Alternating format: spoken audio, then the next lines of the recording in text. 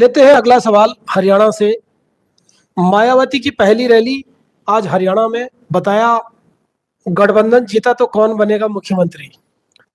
देखिए जगदीश जी, पहले तो मायावती की 1 सीटें आएंगी, मैं विश्वास नहीं कर पा रहा हूं अभी तक, क्योंकि मैं वजह बता रहा हूँ कि क्यों। यह नहीं कि मायावती से मेरी कोई दुश्मनी नहीं है, कि मायावती को लेकर के तो मैंने बहुत से खबरें बनाई है, बहुत सी रिसर्च किया था मैंने मायावती को। उस समय से जब मायावती माननीय काशीराम ने इनको उत्तराधिकारी बनाया, उस समय से मैं इनको वो देख रहा हूँ।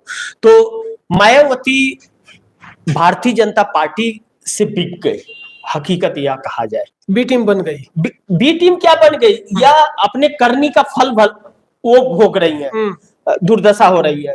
देखिए जब इनकी सत्ता थी तो सीपी सिंह के जरिए 42 अरब का एक प्रोजेक्ट निकला था जगदीश जी।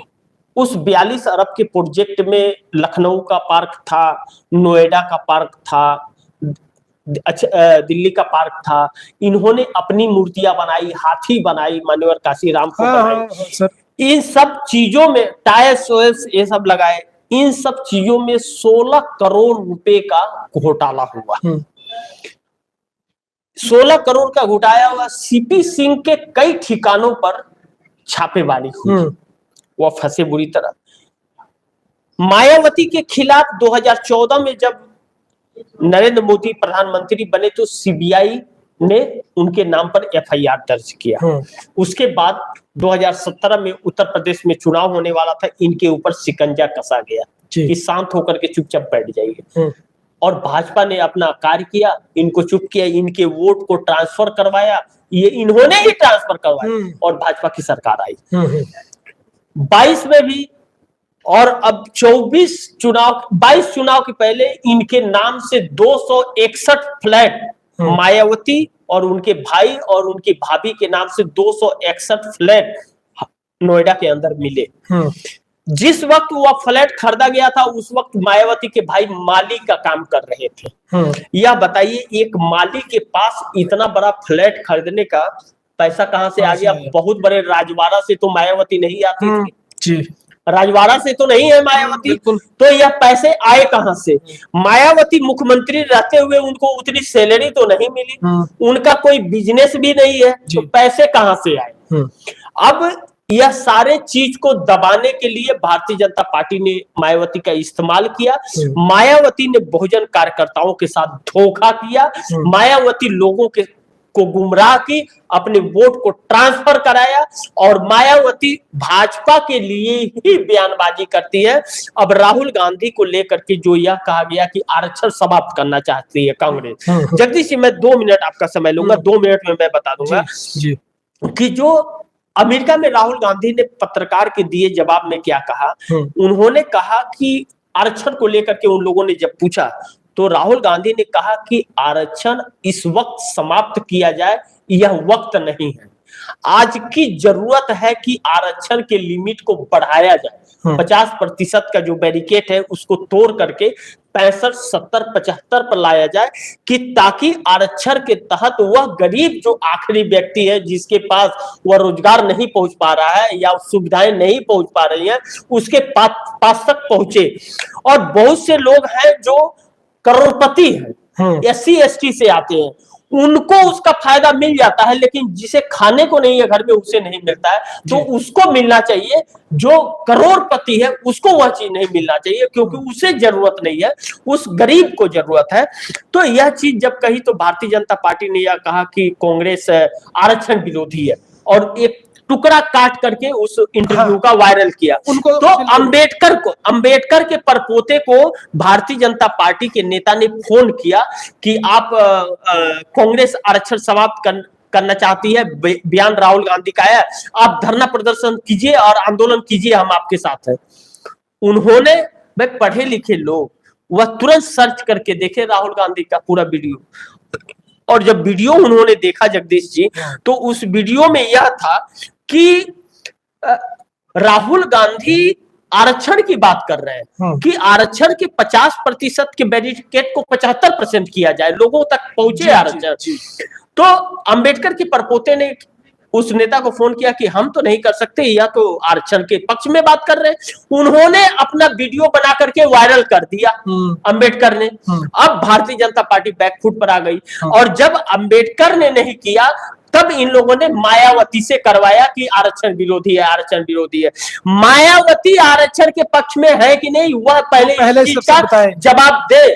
मैं जगदीश जी क्या नाम की एक खबर में दिखाया था 2024 को लोकसभा चुनाव को लेकर के मैंने एक प्रोग्राम किया था, और कई प्रोग्रामों में मैंने अपने बोला था। अब हम लोग के टीएफडी इंडिया के मेन चैनल पे मैं यह चीजें रखा था, प्राइम टाइम में पक्ष रखा था। 32 सीटें ऐसी थी कि जो मायावती जीत करके ला सकती थी अगर इंडिया गठबंधन में रहती। वह 32 सीटें इंडिया गठबंधन के साथ रह करके मायावती को वह सीटें जीत हासिल हो जाती, लेकिन मायावती ने इंडिया गठबंधन का दामन छोड़ दिया और भाजपा के लिए काम करने लगी बैठ करके। अब उन 33 सीटें जो भारतीय जनता पार्टी की आई है, इंडिया गठबंधन में अगर मायावती रहती तो उसमें से 32 सीटें आती, यानी कि भाजपा एक सीट सिर्फ और सिर्फ नरेंद्र मोदी की सीट निकलती, बाकी सारी सीटें भाजपा हार जाती। जी। लेकिन तो मायावती ने धोखा दिया इस देश के साथ। मैंने बहुत सटीक मतलब जाति समीकरण को लेकर के सर्वे तक मैंने पेश किया था वह चीजें, और यह कहा जा रहा था कि मायावती जन्मदिन के दिन इंडिया गठबंधन में शामिल होगी। वह नहीं शामिल होने से बहुजन के जो लोग हैं, दलित लोग हैं ना, मायावती से किनारा किए, बोले कि नहीं पहले हमें संविधान को बचाना है, बाद में मायावती को देख लेंगे, और इंडिया गठबंधन की तरफ रुक किए। उत्तर प्रदेश में भीड़ बेकाबू हो जा रही थी राहुल और अखिलेश के रैलियों में। जगदीश जी देखिए कि उस वक्त कितने क्या नाम है कि दर्शक क्या नाम है कि बिन बुलाए दर्शक आते थे, और भाजपा की रैलियों में बुलाने पर भी लोग नहीं आते थे, पैसे देने पे भी नहीं आते। हमारे दर्शक कुछ कर रहे हैं जगदीश जी। मदन चंगाई, हाँ, मदन चंगाई बीजेपी के पिछले 10 सालों में किए गए काले कारनामों अपराधों की न्यायिक जांच होनी चाहिए। जांच होने के बाद अपराधियों को कड़ी से कड़ी सजा मिलनी चाहिए। देखिए जगदीश जी, मदन, हाँ, इनका मतलब बात से सही है। देखिए राहुल गांधी के उस प्रेस कॉन्फ्रेंस को याद कीजिए, जब राहुल गांधी ने नम आंखों से प्रेस कॉन्फ्रेंस किया था, जब उन्हें बहुत बुरी तरह जकड़ के फंसाया जा रहा था। उन्होंने कहा था कि कोई बात नहीं, सत्ता तो आती और जाती है, सत्ता किसी की बपोती नहीं है। जी जी।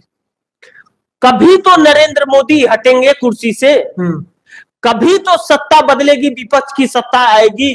जब भी सत्ता आएगी उन नेताओं की भी जांच होगी जो दरबदल किए हैं, उन अधिकारियों की भी जांच होगी जिन्होंने सबको गिरफ्तार करके जेल में डाला है, और उस नेता और उस मंत्री की भी जांच होगी जिसने इस देश के साथ खिलवाड़ किया है। जी। उस चुनाव आयोग की भी समीक्षा होगी जिसने किसी एक खास व्यक्ति के लिए काम किया। यह सारी चीजें तभी तो राहुल गांधी खतरा बन गए हैं आरएसएस और भाजपा के लिए। यही तो बात है कि वह बन गए हैं। और अब अगर राहुल गांधी SC ST हो, दलित हो, आदिवासी हो, ओबीसी हो, इसकी बातें अगर कर रहे हैं तो वह सिर्फ इसी की नहीं कर रहे हैं, वह सभी की A to Z की कर रहे हैं, चाहे वह ठाकुर हो, ब्राह्मण हो, आदिवासी हो, या मुस्लिम समुदाय के वर्ग के हो, सबके लिए कर। क्या मुस्लिम इस देश के नागरिक नहीं है क्या जगदीश जी? मुस्लिम इस देश के में जन्म नहीं लिए हैं क्या?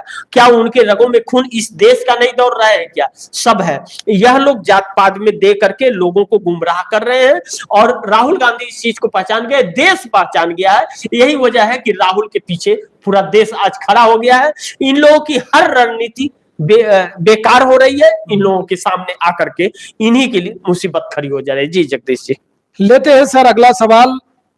चुनाव के लिए किसान संगठनों का बड़ा फैसला, बदला लेने का समय आ गया है बीजेपी से। देखिए जगदीश जी, जब 13 महीने किसान आंदोलित थे उस वक्त भी 5 राज्यों का जब चुनाव था जी, तो वह 5 राज्यों में घूम घूम करके भारतीय जनता पार्टी के खिलाफ प्रचार किए थे। और इस वक्त हरियाणा और पंजाब के बॉर्डर पे किसान बैठे हुए हैं, उन्हीं किसानों के ऊपर मनोहर लाल खट्टर ने गोलियां चलवाई जी, जी। एक्सपायर आंसू गैस के गोले छोड़े थे। एक्सपायर आंसू गैस के गोले छोड़ने से आंखों की रोशनी चली जाती है और उसका धुआं लगता है तो चेहरा जलने लगता है। कई 100 लोग हॉस्पिटल में एडमिट हुए थे पंजाब के हॉस्पिटल में। आज भी वह रास्ता बंद है जी। हाईकोर्ट के आदेश के बाद भी सरकार ने वह खोला नहीं है रास्ता, और किसान वहीं बैठे हैं, जबकि किसान चाहते तो दूसरे साइड से आ सकते थे दिल्ली, लेकिन वह कहे कि जब भी जाऊंगा तो इसी रास्ते जाऊंगा। यह रोड हमारा है, किसी के बाप का नहीं है। सरकार हमसे पैसे लेती है इस रोड पर चलने का, और हम देते हैं इसके पैसे, और यह खोलना पड़ेगा। लेकिन इन लोगों ने नहीं खोला, यह लोग सुप्रीम कोर्ट चले आए। और अभी हुड्डा ने क्या कहा है, बयान दिया कि अगर कांग्रेस की सरकार आती है तो सबसे पहले वह बैरिकेड हटेगा जी। और किसान जहां जाना चाहते हैं अपनी मांग को लेकर के जाए, उनका हक है, वह वोटर्स है, वह इस देश के अन्नदाता। अच्छा बताइए जगदीश जी, अभी किसान अनाज उपज करना बंद कर दे तो हो जाएगी ना छुट्टी। यह लोग अपने देश का माल सस्ता बेच रहे हैं और वहां से महंगा सामान ले आकर के यहाँ बेच रहे हैं। बताइए यह परिस्थिति, क्योंकि अडानी जो फसलों में आ गए हैं, अब अनाज एकत्रित करते हैं, गोडाउन हर जगह बनाए हैं, तो यह इन लोगों ने कानून ही अडानी के मकसद से बनाया। और इसीलिए अडानी का क्या नाम है कि देखिए अडानी का वह हाल होगा जगदीश जी, याद कीजिए मनमोहन सिंह के समय रिलायंस का पेट्रोल पंप पूरे देश में खुला था और बंद ही था, बंद रहे वो सर रहा था बंद किए हुए, और जब मोदी आए तब वह पेट्रोल पंप सब शुरू हुआ। अडानी का वही हाल होगा, कांग्रेस की सत्ता अगर आई तो सारे गोडाउन में ताला लग जाएंगे जी, और किसानों को एमएसपी हो जाएगा। इन्हें एमएसपी कानून के तहत खरीदना पड़ेगा, उसे कीमत दे करके। जो आज 2700 रुपए का भाव है उसको वह 1200 और 1000 रुपए में लोग खरीदते हैं। किसानों को जो वह नुकसान होता है वह एमएसपी बनने से नहीं होगा। इसके लिए मनमोहन सिंह सरकार ने जगदीश जी एक कमेटी बनाई थी, स्वामीनाथन कमेटी। उस कमेटी के अध्यक्ष नरेंद्र मोदी थे जब गुजरात के यह सीएम थे। तो ऐसी परिस्थिति में जगदीश जी जब स्वामीनाथन ने मनमोहन सिंह को कहा कि C2+50 अगर किसानों को दिया जाता है तो उनके जो आत्महत्या करते हुए नजर आते हैं वह चीज नहीं आएगी और वह उनको खुशहाल जीवन व्यतीत करेंगे वो।